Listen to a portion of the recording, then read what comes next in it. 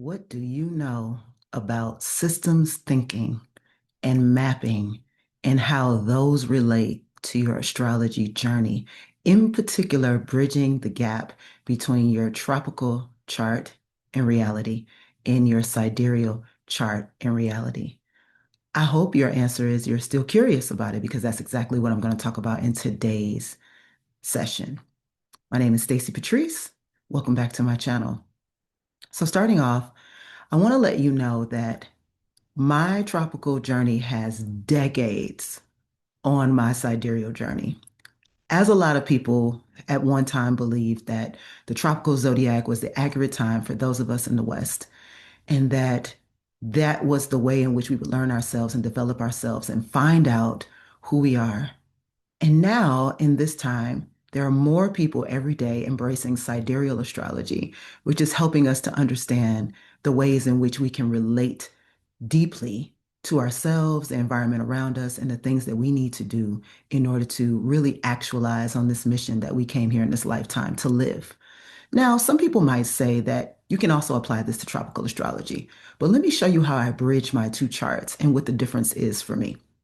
So my tropical chart, I see primarily as my training wheels, my physical chart, my introduction to development of self and psyche. I understand the tropical chart to be the side of me that I needed in order to see. It was me helping to understand what are the glasses that will sharpen my vision and help me to see myself in a light that no one else is ever going to hand me, explain to me, or share with me. And then, even more deeply, how can I see beyond what's going on the surface of my body and really explore what's going on deeply within my body? So that includes the recesses of my mind, major organs, pathways, all of these things that are very present in our history with tropical astrology as medical astrology. So, in my studies and in my experience, I feel that tropical astrology has been a wonderful teacher for me as it relates to learning myself, as it relates to finding out not only who I am, but just getting more acclimated with how that shows up and getting more acclimated with the ways in which that shows up in other people and finding a way to relate. It's like my first system of relation as it relates to an astral identity or cosmic rendering, right? So long after that kind of mastery happened where I said, oh, I'm starting to learn more about myself so much more clearly. And when I say mastery, let me be clear. Mastery meaning like you've spent a lot of time with something, you can kind of, talk and verse and all of these things. So not mastery in, again, any large context that says that I'm the best at it and I'm the foremost expert at it. Not that, right? I am a perspective, and that is what I'm sharing today. So then before I came over to sidereal astrology, I was still questioning how larger tropical astrology fit into my yoga training, which, you all can see in one of my other videos. I talk about this more when I talk about why I switched to sidereal astrology. But as it relates to systems, there was something happening in my life where I was starting to understand, and I call it self-love and soul healing. That's the phrase that I've given it for over the last decade. There was something that was happening that was shifting me into consciousness about the things that I needed to do to support myself. Me recognizing that there were no real systems that were going to actually support my mission. And that is such a jarring conclusion when you realize that your mission is not the predominant mission. It is not what people want to see you thrive in, because it means a lot for how things shake up for them. It means a lot about how they see themselves if said mission is to be successful. And it also means a lot about the things that they find to be foundational being shaken up and disrupted. So, in a more compassionate context, it wasn't my goal to try and change it, share with everyone and convert everyone to do something that I felt necessary, but just to do it for myself. And I realized that in order to support the ways in which I desire to live, the ways in which, are coming forth from me and saying, this is who it is that you are. I have to have systems of support. I can't do that without systems. I have to have systems of support.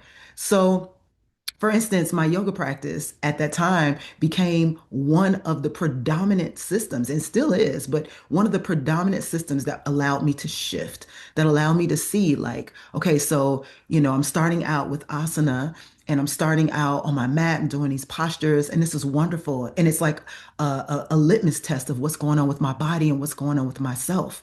And so I liken this to tropical astrology. It's like when you first start, you realize like there's a thing that you're doing and you think it's the thing, but it's just your introduction into a thing so that you can learn how that system works. The same way you might have done this in many other areas of your life, the same way that people work a job in order to get structure to become an entrepreneur, the same way in which we start with savings before we move to investments, all of these things, right? So it's just like you wearing the training wheels of learning how a system functions and how it works and who you are inside of it and where your challenges are and absolutely where your strengths are. And you learn a lot about yourself through that process, and it becomes so fond that you're like, man, I want to hold on to this forever because this is how I learned myself. This is how I found out who I am. And so that's how I look at tropical astrology. I don't throw it out. I don't get rid of it. I don't see it as a hindrance to my evolution. I see it as the origin point of my personal evolution in the way that I learned it.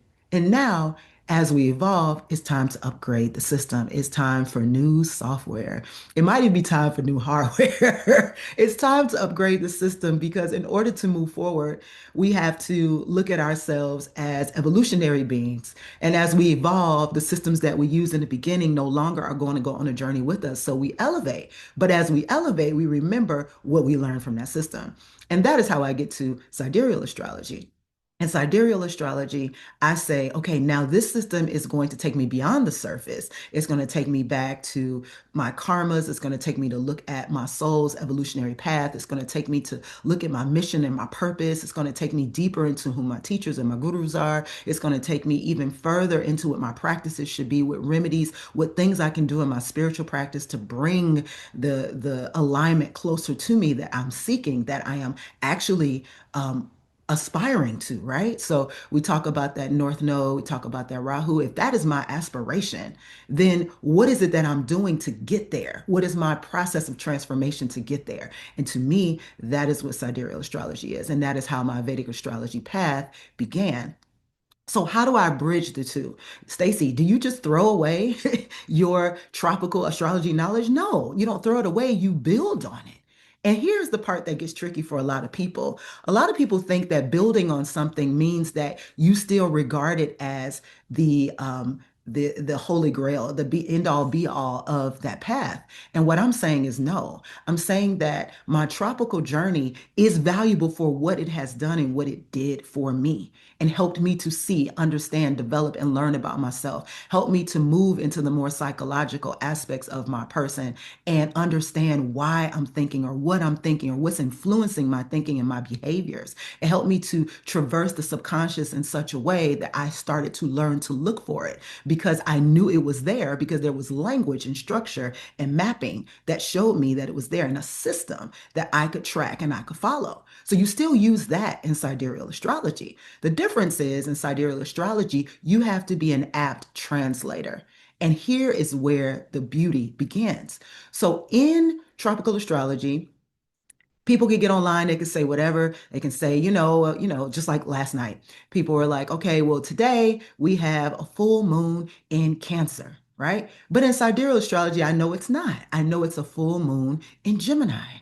And I can, deepen my language about the full moon in Gemini. I can look at the nakshatra. I can look at the degrees, of course, in either system. I can also look at how that interfaces with what's going on in my own chart through those signs. You can also do that in tropical. So the system stays the same, but the degree of laser focus and grades of difference, the spectrum of difference, is what sidereal astrology offers me. I'm not saying it offers that to everyone, but I have a pretty good inclination from people that have been students, people that have been clients, as well as myself, and the people that I share this knowledge with, such as yourself and your practices and your studies. You know that there is a different degree of specificity that can come for the spiritual unseen, subconscious, but tangibly palpable ways in which this information resonates, especially when you already have other systems of support, the way in which it interfaces with those systems, right? So, my example is this. When I hear people online talking about that, I automatically do the translation. So if they're saying it's in Cancer, let me look at, the sky snapshot right now. Okay, it's actually in Gemini. So Gemini means that the full moon in Gemini is going to render a different kind of understanding than if you say it's in Cancer. Because Cancer, I can look at what they're saying is what's ahead, right? That might be what I say for next month's moon, or I can look ahead, or however I see it, as sidereal is still in a space that tropical has advanced from, right? I can look at it that way.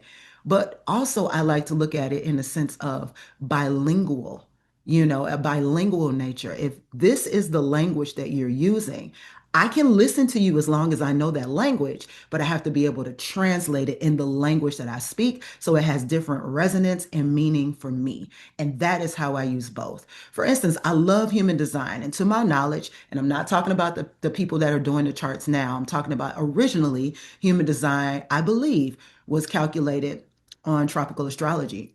So that means that my entire profile and the way that I see it and understand it is related to astrology. However, human design is not comprised of just astrology. It's comprised of multiple systems, which means some of those systems are still universal and they don't solely regulate by astrological terms.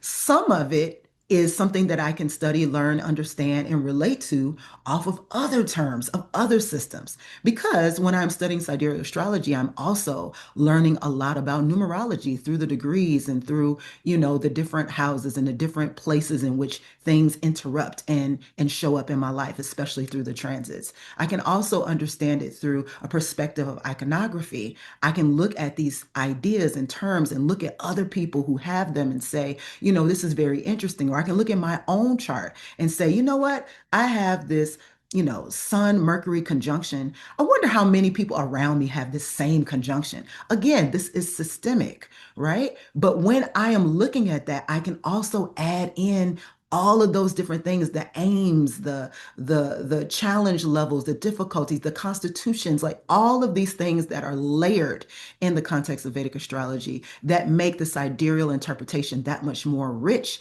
and bring a lot of things to the surface that can be sensed and felt, even though I have zero idea of how to touch these things other than through my own resonance, intuition, and how I move my instrument into understanding these other concepts. So, one of my absolute favorite ways of bridging the gap between tropical and sidereal is to look at what is changing. Some things are more pure than others. Like for those placements that are the exact same in tropical as they are in sidereal. Now, they may have different degrees or grades of specificity again in sidereal, but what happens when you have those positions and placements that are the same in both charts? What ends up showing up for me is that is a more, you can say, a more pure expression of something. It's the same in both charts. It has the same energy level, and I don't have to focus on the difference in those. But those changeable elements are the ones I'm naturally drawn to, and the ones that I want to look at and dive deeper into. One of the last things I'll say about this is don't ever underestimate your need for more complexity. You will have areas of your life that you will need to look more deeply into, and it is important to have the language for that. So, for instance, if there's something in my tropical chart that my entire life that I looked at and I said, that is who I am, because that's what I believe. That's what I was told, read, understood. That's what I believe. That was my compass. So this is who I am. As I move over into tropical, as I move over into sidereal astrology, that definition may change, or it could stay the same based on the placement. But now I have all of these levels I can go. I can go subterranean on what that means. And that for me means everything. So it's a starting point, it's a training wheel, it's for the physical, it's for understanding the psyche. A lot of psychology is encoded in tropical astrology to the point, as I've said before, where people don't even know that they're studying these other sciences. They're studying astrology, they're studying yoga philosophy, but they think that they're getting psychology. They're understanding the science of self-actualization, but they're understanding it through terms that are about, digging into your past and looking at your history and understanding your feelings and emotional intelligence. They're not said in the same terms that are indicated. And then we move over here to sidereal, and we have a language that is said in the exact same terms of the thing that you are experiencing feeling. It does not mince words when it comes to karma. It doesn't mince words when it comes to soul. And it definitely doesn't mince words when it comes to spirituality. And it comes to ways in which you can put these spiritual systems in your life to support what it is that you are about. And so it gives instructions. And who doesn't want that as an astrology system? It gives instructions. However, you have to look at how you can also do it on this other level. So I always look back and forth. There come times where I think the strongest evidence of tropical as a system in my life is in translation with others. So as someone is talking to me about their big three, or as a pop astrology post comes across my feed, or as, someone is talking about what age this is, I'm just translating it straight over. So I am in the conversation with them. And so I can look at what they're saying and what that is in my chart. They might say, so those of you that are water signs, Pisces, you better get ready. Well, yeah, I have that tropical identity as a Pisces. So they're talking about through their system is consistent. So it's like whatever the placements are and whatever those signs are is consistent, as we all know from tropical, which means that I can see that and I can jump and put that hat on in that conversation. And then when it comes to what am I going to do about it and how am I going to align with, I take off that hat and I put on my sidereal hat and I say, and this is what it's actually speaking toward. And I just notice if it's different or if it feels similar with a different grade or quality. That is the most impressive thing that I feel, sense, and utilize between the two systems. And it's also really important to recognize that, this philosophy that I learned from this wonderful book many, many moons ago, You Are Every Sign. It's also important to realize you are every sign. It's important to realize that we're not about the business of disowning or dissociating identities. Okay. We're about the business of building, enhancing, uplifting, elevating identity as it is needed for the life we came here to live and the challenge that we came here with in our assignment and how we show up and what we apply to those challenges. So it's just another lift. I will let people who believe 100% in the tropical system be there, right? Like, it's, again, be there with that. But also, me doing that translation, I may see something in their persona that they don't understand. Like the people who are just like, well, as a Virgo, it's just got to be perfect. It's got to be beautiful. It's got to be this. It's got to be that. And I hear Leo energy in most of the people who talk like that, right? It's not that they don't know themselves as a Virgo, but they never maybe have considered that maybe what it is that society calls a Virgo is actually partially an interpretation of what we understand as a Leo because of that change of difference over time, and that a pure Leo would behave differently than a pure Virgo or a Virgo that is a sidereal Leo, but that language is still helping us get closer and helping us feel and sense the truth of what's really present and what qualities we associate, and really shaping our systems to leave a bit of room of such hard, strict, fast definitions that don't actually describe or characterize what it is we are experiencing, not just judging and looking at, but experiencing and perceiving. Okay, so yes, you can use both charts. Yes, you can have both conversations. Yes, you can understand yourself as a mixture of both. But as you do this, watch your own progression, watch your own elevation, ascension change through the time. And don't discredit yourself as being fixed with anything. As time has moved, so have you. As time has progressed dynamically, so have you. So allow yourself that other lens as well. And this goes for people who are looking at tropical and also have an eye on sidereal. Allow yourself that lift, allow yourself that progression, allow yourself that Sankofa to go back and get it and say, ooh, this is a little different than the ways in which I was moving forward a little too quickly with what it is that was actually happening. Okay? That's all I want to say. That's all I want to say. It's not a step back, it's a look in. And the more that we understand that we have systems that support us in looking in even more deeply than what psychology or therapy may indicate it starts to change shape of how to use both systems and when.